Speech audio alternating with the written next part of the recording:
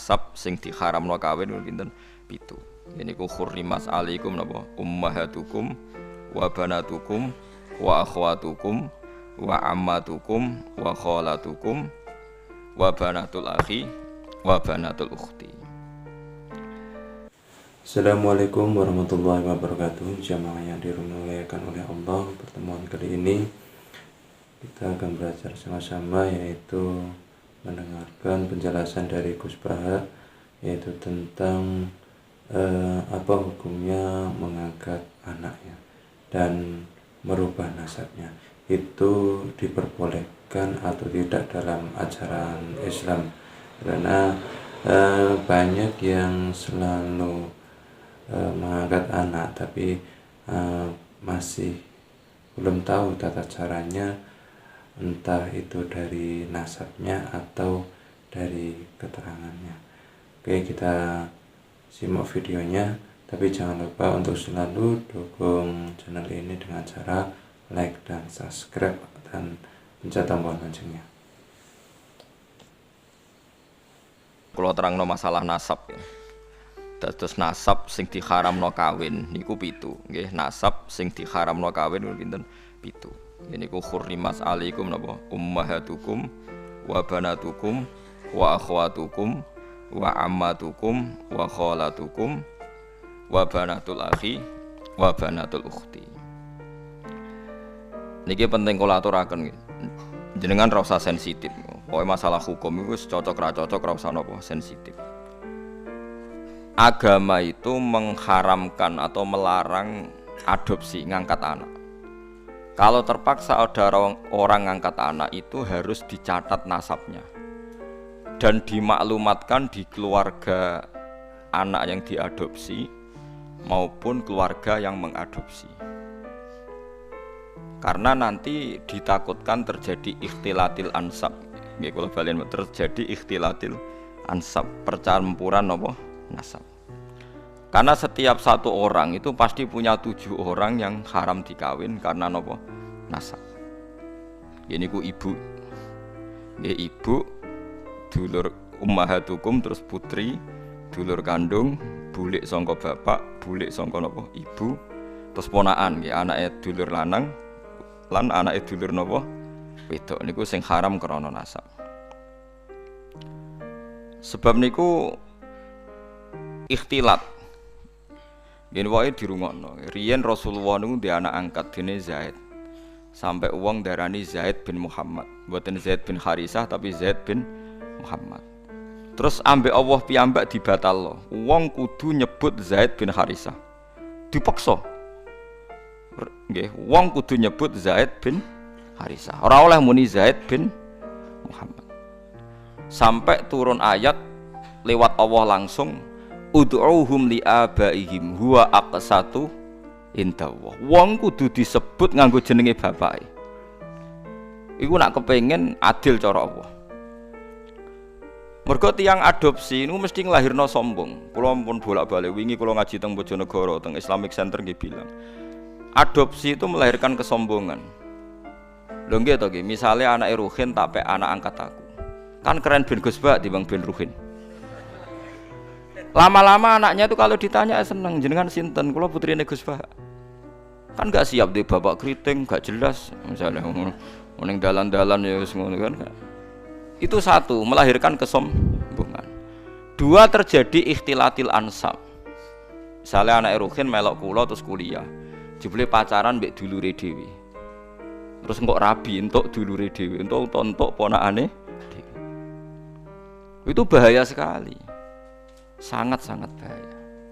Mari kula suwun sing pun kadung anak istilah anak angkat itu istilah bahasa Indonesia. Tetap harus ditulis silsilah keluarganya, dia saudaranya berapa. Kalau anaknya itu tersinggung dianggap anak angkat, berarti cah sombong sadok balekno nang keluargane. Nah, apik-apik ya apik. Terus ketiga ini yang penting. Orang mek anak angkat itu alasannya kan saake, kepengin nulung wong miskin. Kula balene rata-rata niate kan kepengin nulung orang napa miskin. Nak cara kula, nak pancen niate gitu betul. Iki pendapat kula lho.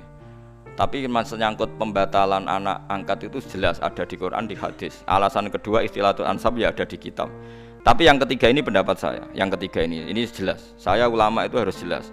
Yang tadi di Quran, di hadis itu dua alasan tadi di Quran, di hadis. Yang ketiga ini saya pribadi. Dan saya yakin saya benar.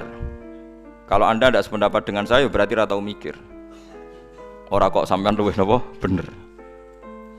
Misalnya aku anak angkat Ruhin. Terus sakit roca keriting klunak-klunut sampai anak angkat. Sedih cek cilik kene cek imut ora tuwa wanen ngene iki misale aja bayangno saiki Gus. An cilike kan lucu ya keriting lemu putih ngono kan sampai anak angkat. Ah itu kan misalnya Ruhin kan wis serai-rai kakean pola kan. Terus minta sepeda motor Tiger atau Nexon atau Ninja gitu. Kan berarti saya kalau nuruti anak angkat karena dia sudah kayak anak saya kan mungkin tak turuti. Tuku sepeda motor 30 juta. Dia umur 16 tahun tak tukokno sepeda motor karena dia kayak anak angkat 20 juta.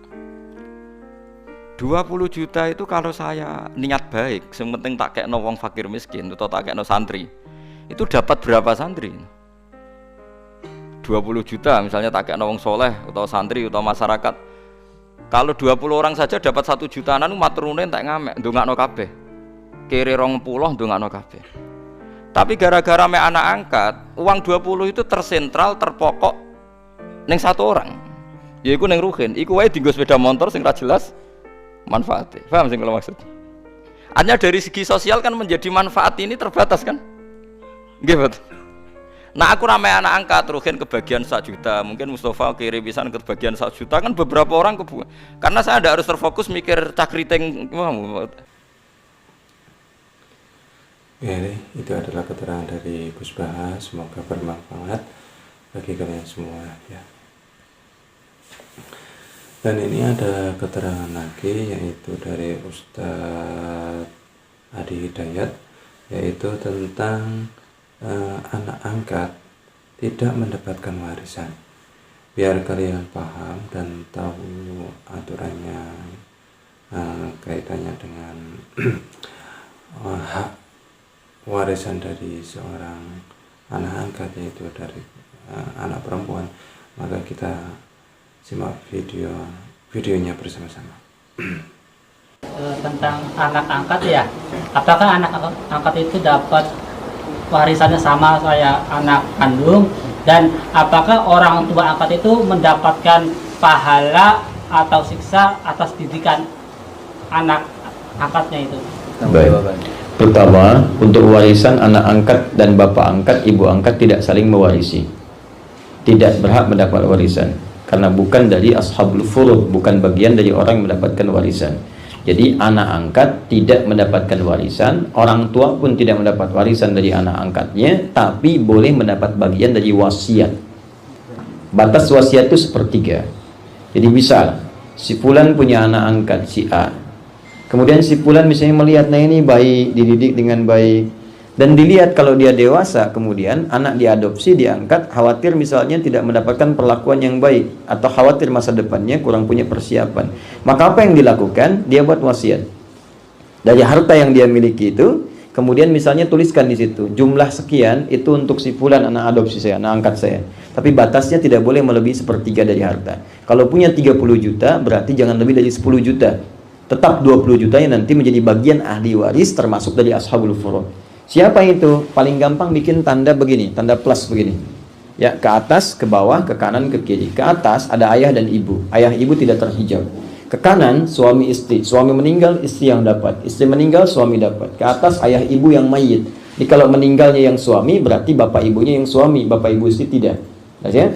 Ke bawah anak. Itu cuma 4 poin ini aja, kanan, kiri, atas, bawah.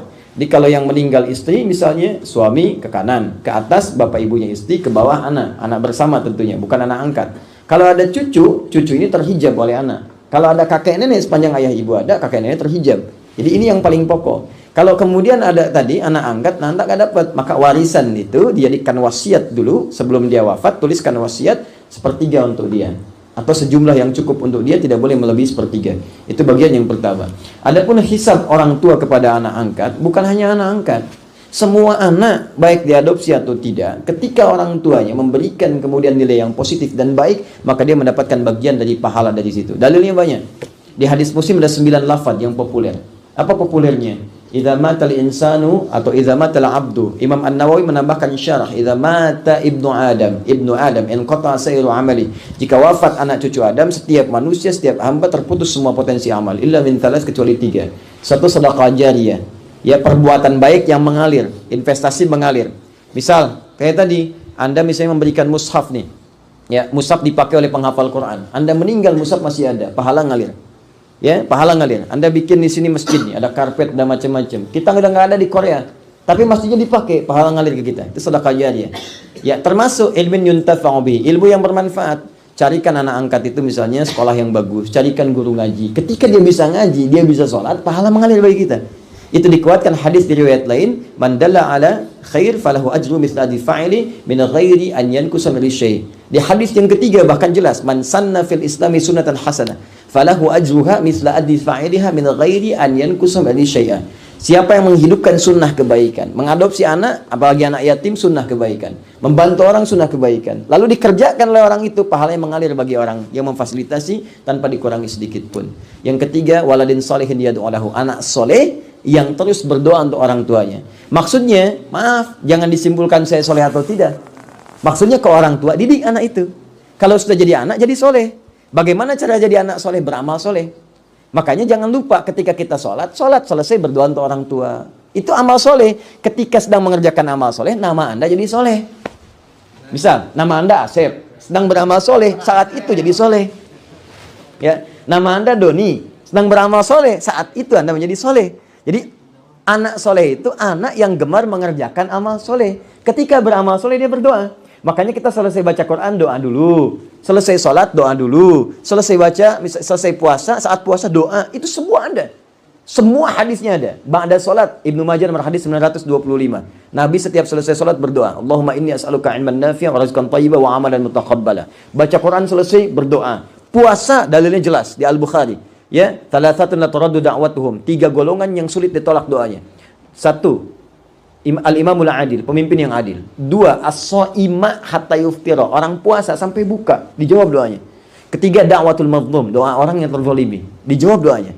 Maka dari situ kalau dididik baik, pahala mengalir. Kalau dididik jelek, awas, bukan hanya anak kandung, anak angkat pun adopsi, dididik jelek. Ya, diajarin cara merampok. Diajarin cara mencuri, diajarin cara menipu. Begitu dia menipu, maka dosanya pun itu diikutkan kepada yang mengajarkannya tanpa dikurangi sedikit pun. Ya, sama persis. Jadi tidak ada perbedaan antara anak angkat dengan anak biologis dalam konteks pendidikan kecuali diminta mendidik dengan cara yang baik di situ. Allahu taala a'lam bissawab.